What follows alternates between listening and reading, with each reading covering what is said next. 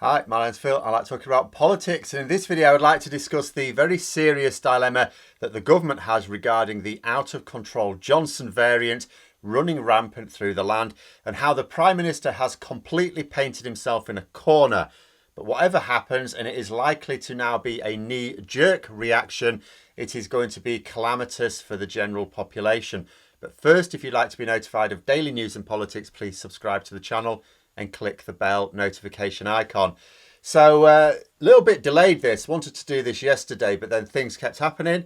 The news keeps happening. It just won't stop. There will be a day when I complain. But the newspaper headlines yesterday shouldn't have been unexpected, but still sent a little bit of a shiver down my spine. I don't mind saying. The Daily Telegraph, The Sun, the Daily Mail, the Times, the Daily Star, the Metro, the Daily Mirror. A mixture of left and right wing, of pro and anti-conservative, of pro and anti-Johnson, but all jumping on the pingdemic bandwagon. All of them are front pages reporting empty shelves in the supermarkets. Now, this is nothing new. I've been talking about it for some time now. I'd also talked about it in terms of the non-pandemic effects, which would inevitably make it worse as summer wore on. It was reported in both national and local media as well, but it wasn't like this. It wasn't splashed over the front pages. Yesterday, it was on the front page of the vast majority of national newspapers. The Express banged on about Brexit, which I covered yesterday, and The Guardian and the Financial Times decided to report on some sensible stories. A couple of others didn't talk about it either. But most of the rest were pushing shortages, which is fine. We need to highlight this, but then behaving as if the cause was the ridiculous number of people being told to isolate by the COVID app, like 600,000 the last week or something. And this is incredibly serious, and I'll tell you why. I said way back when that the easiest way to wake people up about Brexit would be if it hit supplies of food and medicines. That affects everyone. The other consequences are bad for the country, but would only be noticed by a relatively small number of people at a time. Shortages of the essence of life are noticed by everyone. Of course, when I said that, I didn't know that a deadly pandemic and an even deadlier government would coincide to hide the impact of Brexit behind a smokescreen. But the point was that if supplies of either food or medicine seems to be threatened, the public will demand action. Most of the mainstream media in this country is owned and run by lunatics. They seem to either delight or see personal gain in keeping us in perpetual conflict with ourselves. To this end, they have been against pandemic measures from the start. Not just restrictions, but measures, anything, even wearing a face mask, even getting vaccinated. Rupert Murdoch, very famously one of the very first people in the world to be vaccinated, and yet his Fox News channel in the US constantly trying to tell people not to get vaccinated. End result, I read an article earlier this week about an Alabama doctor, patients dying, COVID patients dying in her ward. And she's talking about some of them who've refused to get the vaccine, saying to her in their last moments, "Can you give me the vaccine now?" And she has to tell them, "No, it's too late." And it's heartbreaking.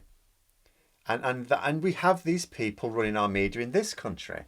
They are against the COVID app and have now spotted a way to attack it. They are linking it with food shortages by saying, the supermarket staff, they're having to isolate so they can't put the food out on the shelves. It's caused by being pinged by the app. That's the problem. It is not. Yes, lots of people being pinged by the app means lots of people isolating. That is part of a problem. This is the point about not doing what the press want and allowing the virus to run riot. That's the issue. Skynet hasn't taken over the COVID app. The COVID app is going mad because the virus is going mad. What happens is if you don't have the app, staff become sick, others have to isolate. It's no longer a case of isolating because you've been in contact with someone who's tested positive. You'll be going around infected. If you don't know, you have to isolate and you'll be infecting others and they'll just make everyone sick. Your business struggles that way then. It makes no difference to a business whether a worker isn't in work because they're isolating or sick. They're not in work. And if they're sick, they're actually not going to be in work for a lot longer. But the shortages are due to distribution problems. The food is not physically getting to the supermarkets, so a shortage of shelf stackers, largely irrelevant. Not saying it's not an issue, but if the food isn't physically at the supermarket, what the hell is a shelf stacker supposed to do? Walk 200 miles away and drag a trolley with them? You know, some of it is going to be related to isolating staff, but much of it is the tens of thousands of EU workers that we told to sod off out of the country. Lorry drivers, warehouse staff, retail staff. The rest of Europe has the pandemic to handle as well. They also have COVID apps. What they don't have is national reports of empty shelves. And although they have an issue with an ageing lorry driver body, they are not at crisis point. In fact, it's just eased a little bit for them. Because you'll never believe it. You will never believe this. Some sheep-infested island told loads of its lorry drivers to bugger off back to Europe.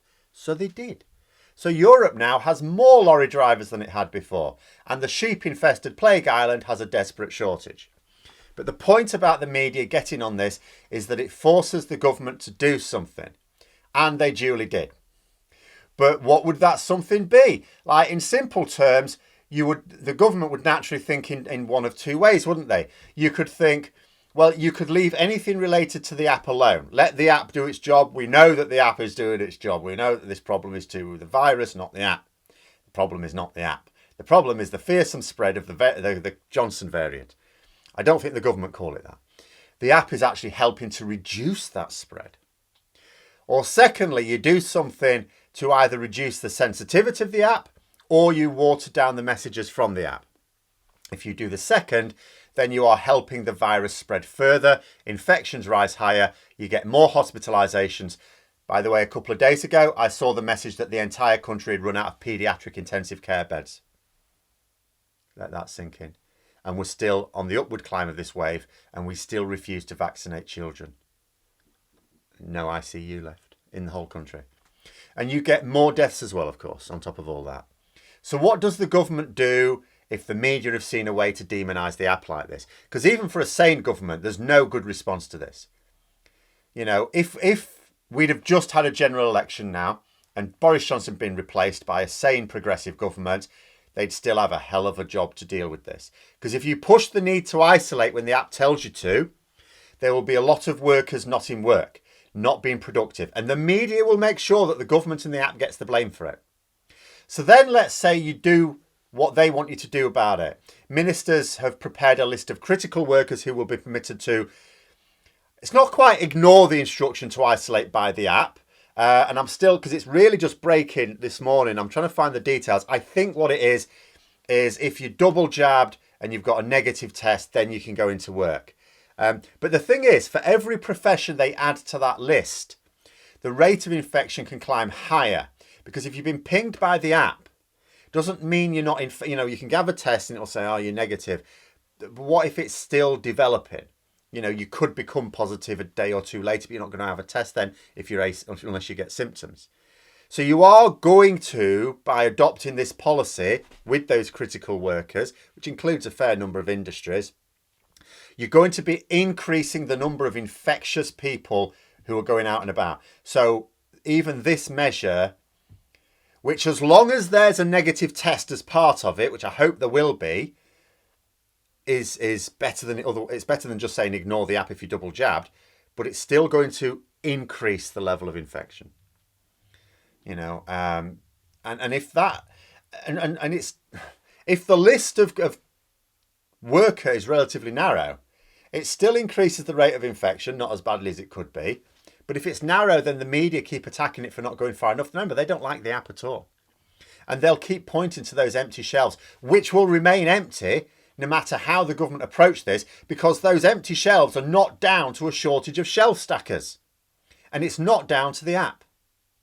But if the government broaden that list to include loads more, to the point where the media are happy, oh yeah, they may dutifully stop banging on about the shortages, but the shortages will still be with us. And the rate of infection will go up even more. And here's the next thing. We're going into lockdown again. I don't know what would possess someone right now to believe that the government are telling the truth when they insist that the roadmap will never be reversed, that we are never, ever, ever going back into lockdown again. We're at a cliff edge. Of course we're going to reverse. What will those people think then? And even though we know that Johnson will delay the order to lock down way beyond the time when it is sensible to apply, we know that, we've seen it before. It will still have to come when hospitals start melting down, when they are full in even the Tory heartlands. Remember, I've got no doubt he's going to lock down the northwest of England in the blink of an eye. We're talking about national lockdown across England. When it's hitting the Tory heartlands, then the lockdown will come. And the faster the rate of infection rises, the sooner that date will come. So by giving in to the media over this, he hastened the time he has to break yet another promise. And this would be a problem facing even a competent government, like I said. Assuming that they'd only just come to power, a competent government they wouldn't have landed us with this dilemma had they been in power for some time. But we don't have a competent government. Dominic Cummings described Boris Johnson as conducting policy according to what the Daily Telegraph was saying, his former employer. Well, the Daily Telegraph is calling for an awful lot of workers to be added to a list for exemption basically from isolation. There's like 400,000 people work in supermarkets. That's just for the UK, but the vast majority of those are in England. Another 250,000 lorry drivers. That's how many we've actually got. We actually need way more, but in terms of what we've got. Are also likely to be exempted, I think. Even though, as I say, I've seen rough, essential drivers is on the list. So I think that will be lorry drivers.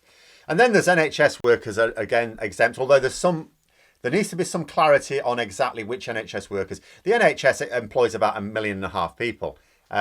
Huge employer.